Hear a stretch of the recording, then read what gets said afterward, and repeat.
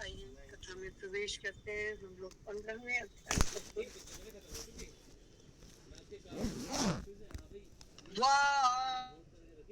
पुरुषौ लोक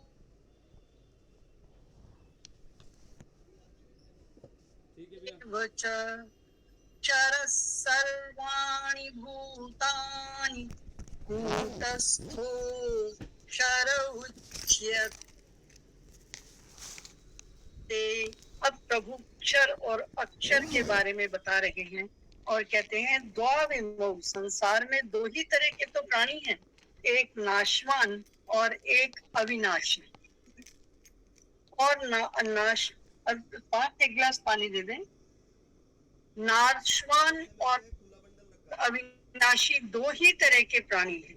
और फिर उन्होंने कहा द्वाविमौ पुरुष तो लोके दो, यानी नाशवान अक्षर, मतलब जिसका कभी नाश नहीं हो सकता। क्षरः सर्वाणि भूतानि, और ये जितने महाभूत नजर आ रही हैं, जितने भूत दिखाई दे रहे हैं, भूत मतलब पंच महाभूतों का मिश्रण, जितने ये भूत दिखाई दे रहे हैं ये सारे। और फिर अक्षर कौन है?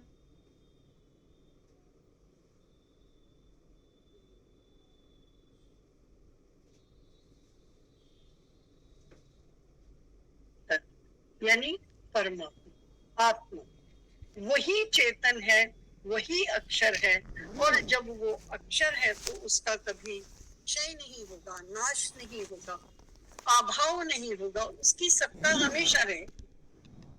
और ऐसा है तो उन्होंने कहा उत्तम पुरुषस्त्वन्य परमात्मेत्युदाहृतः विभर्त्य विजय ईश्वर। कहते हैं कि पुरुष दोनों में से कोई और ही, ठीक है, वो लोकत्रय मां विश्व, जो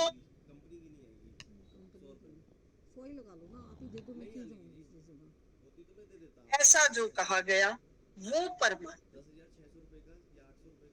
अब आप ये देखें, अब प्रभु ये श्लोक 2-3 क्यों है?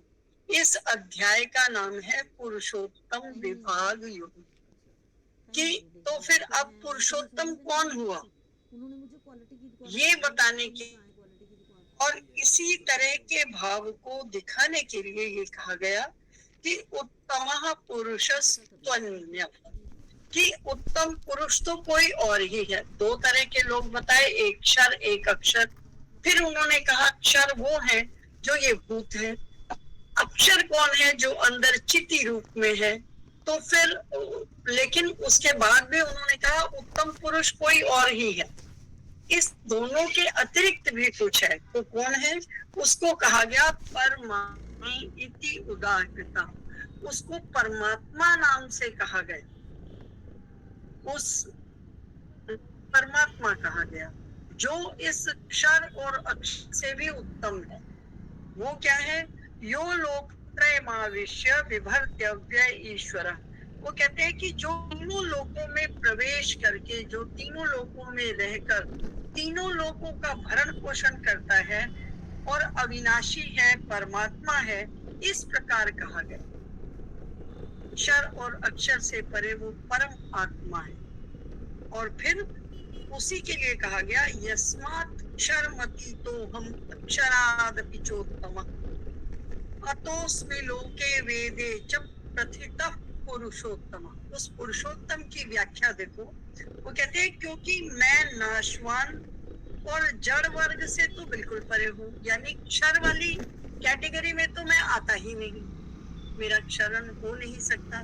फिर जो अविनाशी जीवात्मा है, जो हमारे अंदर दो चीजें हैं, एक क्षर है ये देह, एक अक्षर है वो आत्मा।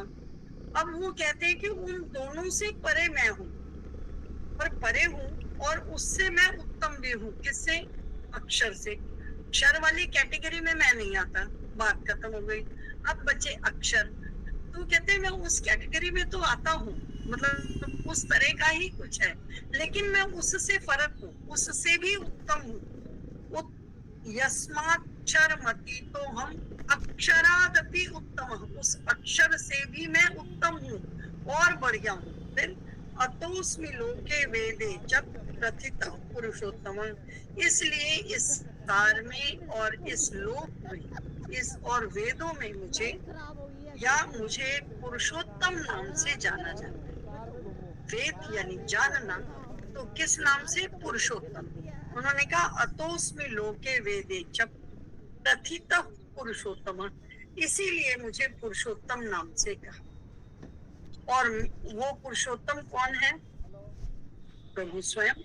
तो कहते हैं यो माम एवं सम्मूढ़ो जानति पुरुषोत्तम, जो भी ज्ञानी जन मुझे तत्व रूप से पुरुषोत्तम जानता है, यानी जो, अब तो मैंने बता दिया कि क्षर और अक्षर में से मैं कोई नहीं हूं। बेशक जो अक्षर है उसका कभी क्षरण नहीं होता, उसकी नित्य सत्ता है, पर प्रभु उससे भी ऊपर है, और प्रभु जो ऊपर है उनको पुरुषोत्तम कहा गया। यानी पुरुषों में उत्तम, प्रकृति और पुरुष, ये जिन दो के संयोग से ये सब कुछ बना, वो कहते हैं मैं उनसे भी उत्तम हूँ। और उस पुरुष से अगर मैं उत्तम हूँ तो मुझे क्या कहा जाए? पुरुषोत्तम, कि मैं उन पुरुषों से भी अच्छा हूँ, इसलिए मुझे पुरुषोत्तम कहा जाए। फिर इस श्लोक में वो कहते हैं जो ज्ञानी जन मुझे तत्व रूप में पुरुषोत्तम जानते हैं, जो पुरुषोत्तम तत्व को जानते हैं, स सर्वविद भजति माम, वो सब कुछ जानता है, वही सर्वज्ञ पुरुष है। सर्वज्ञ वो नहीं है जो प्रकृति और पुरुष को जानता है, सर्वज्ञ वो है जो पुरुषोत्तम को जानता है। और जो पुरुषोत्तम को जानता है सर्वभावेन भारत स सर्वविद भजति माम, वो हर प्रकार से मेरा ही भजन करता है, क्योंकि मैं पुरुषोत्तम हूं ना। और वो मुझे जान गया, जो मुझे जान गया तो वो उसके नीचे क्यों जाएगा? वो तो छत पे आ गया, वो आखिरी सीढ़ी पे खड़ा क्यों होगा? वो तो ऊपर आ गया। तो जो ऊपर आ गया स सर्वविद भजति माम, वो हर प्रकार से मेरा ही भजन करता है, मेरे ही परायण है, या मेरी ही तरफ लगा हुआ है, या नित्य प्रति मेरा ही गुणगान करता है, मेरे ही चिंतन में रहता है, जो मेरे ही चिंतन में रहता है। सर्व भावेन भारत, वो तो हर तरह से मेरा ही है, वो मेरा ही है। और वो उस वासुदेव परमेश्वर, उस परमात्मा, उस पुरुषोत्तम को भजता है। क्यों? क्योंकि वो उसको तत्व रूप में जान गया है कि वो पुरुषोत्तम है। फिर उन्होंने कहा इति गुह्यतमम शास्त्रम, ये सबसे रहस्यमय शास्त्र है। क्या? प्रकृति और पुरुष को जानकर पुरुषोत्तम को जान लेना, ये गुह्यतम शास्त्र है। इत उत्तम मया नघ, ये है अनघ, यानी जिसमें कोई पाप नहीं है, जिसमें कोई ईर्ष्या नहीं है, जिसमें कोई मदमोह मत्सर नहीं है, जो इन सब से ऊपर उठ गया है, ऐसे अर्जुन मैं तुम्हारे लिए इस शास्त्र को मैंने कहा। तो एतत् बुद्ध्वा बुद्धिमान स्यात् कृत कृत्यश्च भारत, क्योंकि इसको तत्व से जानकर मनुष्य ज्ञानवान भी हो जाता है। कृतार्थ, कृतार्थ क्या होता है? कृत अर्थ, अपने सहित वो कृतार्थ हो जाता है, अर्थात अपने अंतिम लक्ष्य को पा जाता है। अंतिम लक्ष्य प्रभु को जानना। प्रभु कौन? पुरुषोत्तम। पुरुषोत्तम कौन? जो प्रकृति, जो इस क्षर और अक्षर से भी परे है, और उस परे को ही पुरुषोत्तम कहा। और उस पुरुषोत्तम को जानने के बाद कुछ अन्य जानना बचता ही नहीं, और कुछ अन्य जानने को है भी नहीं। गुह्यतम, सबसे ज्यादा रहस्यमय, सबसे ज्यादा गूढ़, सबसे ज्यादा विषय में घुसने वाला, या जिसको बहुत मुश्किल से जाना जा सकता है, ये ऐसा शास्त्र है, और वो मैंने तेरे लिए कहा अर्जुन। और अर्जुन के लिए शब्द प्रयोग हुआ अनघ, जिसमें बिल्कुल भी मद मोह मत्सर ममता और किसी के प्रति कोई छल कपट दुराचार दुराभाव नहीं है। ऐसे और ये किसमें नहीं होगा? जिसमें मैं नहीं होगी, जिसमें ममता नहीं होगी और जिसमें आसक्ति नहीं। इन तीनों से परे हे अनघ, मैंने तेरे लिए ये गुह्यतम शास्त्र कह दिया। इसको जानने के बाद कुछ जानना बचता नहीं, और जब कुछ बचता नहीं तो ये अनन्यतम विद्या है, वो भी मैंने तेरे लिए कह दी। इसके बाद कुछ जानना नहीं बचता। और कुछ लोगों के अनुसार यहाँ गीता जी समाप्त हो जाती है, यहाँ गीता जी का भोग डल जाता है।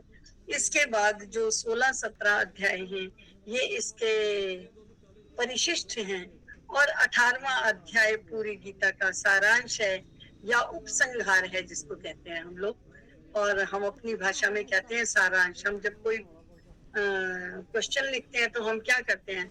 हम सबसे पहले भूमिका देते हैं, वो हमारा पहला अध्याय है। फिर हम मुख्य मुख्य पॉइंट बताते हैं, जो हमारा दूसरा अध्याय। फिर हम सारे पॉइंट्स को एक एक करके एक्सप्लेन करते हैं, जो हमारे कितने बचे? 14 अध्याय। 14 अध्यायों के बाद कहते हैं इदम उत्तम मया नघ एतद् बुद्ध्वा बुद्धिमान स्यात् कृतकृत्यश्च भारत, कि हे भारत तू अब इसको जानकर कृतकृत्य हो जा। इसके बाद कुछ जानना बचता नहीं है। ये तो गुह्यतम शास्त्र है जो मैंने तेरे लिए कह दिया। अब इसके बाद कुछ जानना शेष नहीं। तो फिर उसके आगे क्या? आगे तो 3 अध्याय और है। नहीं, ये 2 अध्याय उपसंहार है। हम जब बहुत फैलाई जाती है तो फिर हम उसको समेटते हैं। समेटने में हम क्या करते हैं? एक पैराग्राफ लिखते हैं। मैंने ये कहा ये चल